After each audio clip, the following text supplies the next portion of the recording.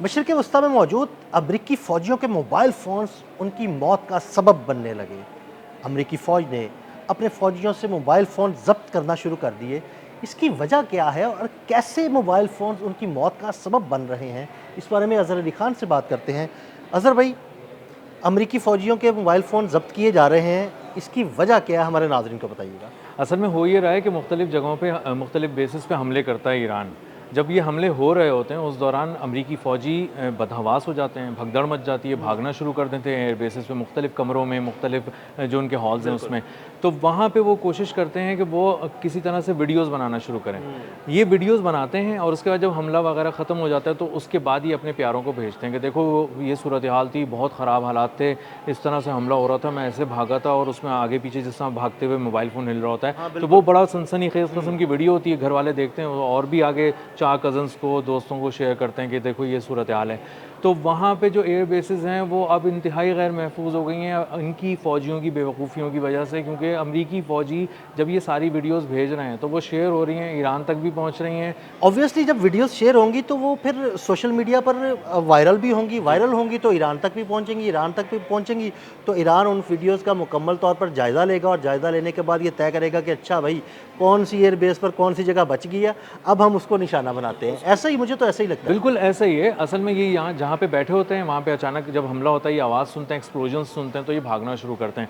अब जब भागते हैं तो उसके साथ-साथ वीडियो बनाते हैं। 1-2 वीडियोज़ ऐसी देखी भी हैं कि मुवाफ़िक़ सल्ती एयरबेस पे उसमें सोशल मीडिया पे क्लेम किया गया कि मुवाफ़िक़ सल्ती एयरबेस की फुटेज है जहाँ पर उस वक़्त हमला किया गया। अमरीकी फ़ौजी वहाँ से निकल रहा है, भाग रहा है, बदहवास हो रहा है, अपने लोगों को पुकार रहा है। उसके बाद जब बाहर निकला है तो वहाँ अंधेरा है क्योंकि रात के वक़्त अटैक हुआ है। तो वो एक-एक लोकेशन को दिखाता हुआ जा रहा है गैर इरादी तौर पे। तो इसलिए वो कह रहे हैं कि अब अगर तुम इस तरह की हरकतें वहाँ पे करोगे तो इसका मतलब ये है कि तुमने तो सबकी जानें रिस्क में डाल दी हैं। फिर पता चल गया कितनी तैनाती है, कितने फ़ौजी वहाँ पे मौजूद हैं, एयर बेसिस पे कौन सी चीज़ बची है, कौन सी नहीं बची है। अगर ईरान ने फ़र्ज़ करें, हम बहुत आसान मिसाल से समझते हैं, ईरान ने एक मिसाइल दागा और उसने कोशिश ये की कि एक कमरा तबाह हो जाए। बिल्कुल तो ठीक है। वहाँ वो कमरा जब तबाह हुआ है तो उसको फुटेज में नज़र आया है बाद में सोशल मीडिया के ज़रिए कि यहाँ तो 3 कमरे बने हुए थे और असल में तो वो ज़्यादा बड़े साइज़ के थे। मुझे वहाँ तबाह करना था या मैंने हमला किया था तीनों कमरों को तबाह करने में, तो एक ही तबाह हुआ, 2 रह गए।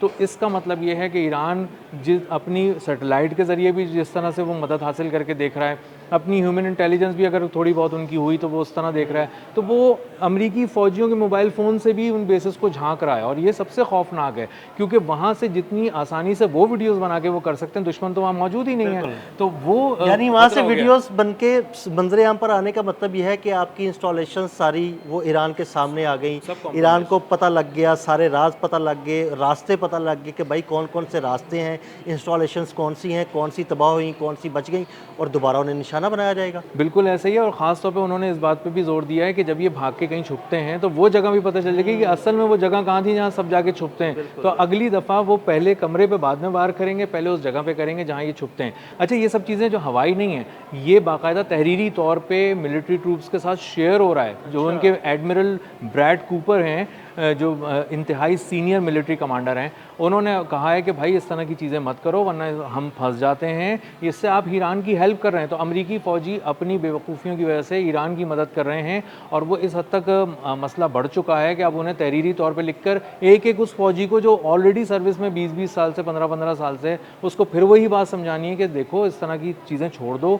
और ये जो हम देखते हैं ना कि हर जगह एक टिकटॉक का बुखार चढ़ा हुआ है, हाँ जी, सोशल मीडिया का बिल्कुल। बुखार चढ़ा हुआ है, तो ये असल में वहाँ पे भी अंदाज़ा होता है कि उनको सबसे पहले इन हालात में भी कि जब मौत सर पे है, वो कहते हैं हम एक वीडियो बना लें। लेकिन देखिए ये जो सारी एक्टिविटी हो रही है इसका एक जज्बाती पहलू भी है कि वो बेवकूफ़ नहीं है अमरीकी फ़ौजी, लेकिन मसला ये है कि वो ऐसे लम्हात को हमेशा के लिए कैमरे की आँख में कैद कर देना चाहते हैं जो उनके मुमकिन तौर पर आखिरी लम्हात हो सकते हैं, ज़िंदगी ख़त्म होने वाली हो सकती है, धमाके हो रहे हैं, आपको अंदाज़ा हो सकता है कि बहुत सारे मेरे साथी इस तरह से मारे जा चुके हैं, हो सकता है इसमें मैं भी मारा जाऊँ। तो मैं आखिरी बार अपनी फ़ैमिली को ये कहना चाहता हूँ कि मैं आपसे बहुत मोहब्बत करता था, मैं आपको याद कर रहा था और ये आखिरी लम्हात कितने कर्बनाक हैं। और अगर वो बच भी गए तब भी ये वीडियो यादगार रहेगी कि मुझ पे एक हमला हुआ था, मेरी ज़िंदगी को मुझे एक नई ज़िंदगी अता की गई थी कुदरत की तरफ से, मैं बच गया था और देखो वो लम्हात कितने मुश्किल और कर्बनाक होते हैं जिस वक्त आप भाग रहे होते हैं, ज़िंदगी के लिए जद्दोजहद कर रहे होते बिल्कुल हैं। ऐसे ही तो है। ये सारी चीज़ें जब वो डॉक्यूमेंट करना शुरू करते हैं तो वो गलती से अपने जब प्यारों को भेजते हैं मोहब्बत जताने के लिए, हाँ, तो वो और वो प्यारे ज़्यादा मोहब्बत जताते बिल्कुल। हुए सोशल मीडिया पर शेयर कर देते हैं। अच्छा ये बताइएगा कि जो सोशल मीडिया पर वीडियोस शेयर हो रही हैं, इनको एनालाइज करने के लिए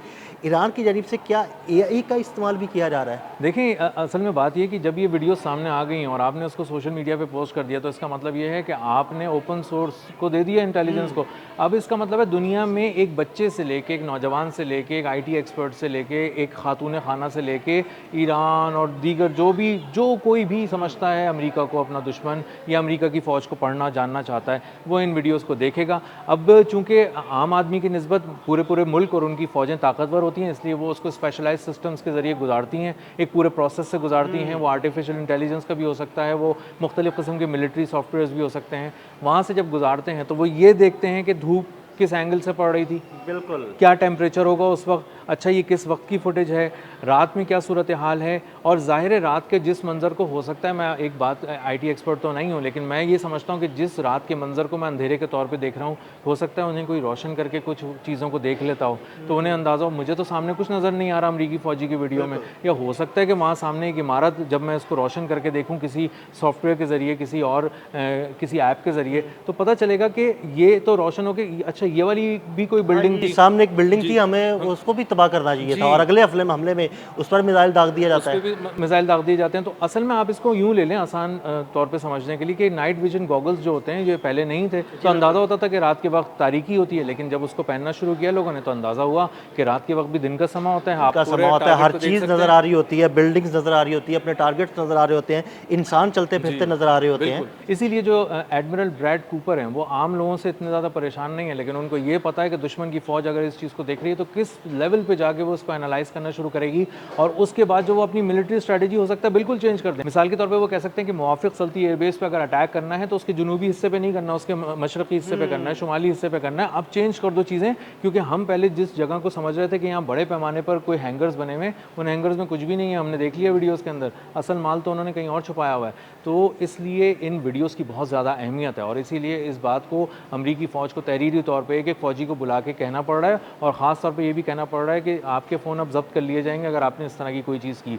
तो इसका मतलब ये है कि वहाँ पे कोई सीरियस और सिग्निफिकेंट किस्म की ब्रीच हुई है, और इस मामले को अमरीकी फ़ौज ने जब एनालाइज़ किया तो उन्होंने कहा है कि भाई हम जिस एयरबेस पे, ख़ास तौर पे मुवाफ़िक़ सल्ती एयरबेस जो जॉर्डन की है, वहाँ पे अमरीकी फ़ौजी हलाक भी इसीलिए हुए हैं कि शायद वहाँ पे हैंगर्स को पहले किसी तरह दिखा दिया गया था, आइडिया हुआ था। तो अब चूँकि सामान के साथ साथ इंसानी जानें भी जा रही हैं, फ़ौजियों की जानें भी जा रही हैं, तो अमरीकी फ़ौज इसको पहले से ज़्यादा सीरियस होकर ले रही है, और इसीलिए फ़ौजियों को बहुत ज़्यादा वार्निंग्स भी दी जा रही हैं। बहुत शुक्रिया अज़हर भाई ने बड़ी तफसील के साथ इस सारे मामले पर रोशनी डाली कि किस तरह अमरीकी फ़ौजियों को ईरान की जानिब से निशाना बनाया जा रहा है और उनकी बनाई हुई वीडियोस किस तरह ईरान की मदद कर रही हैं।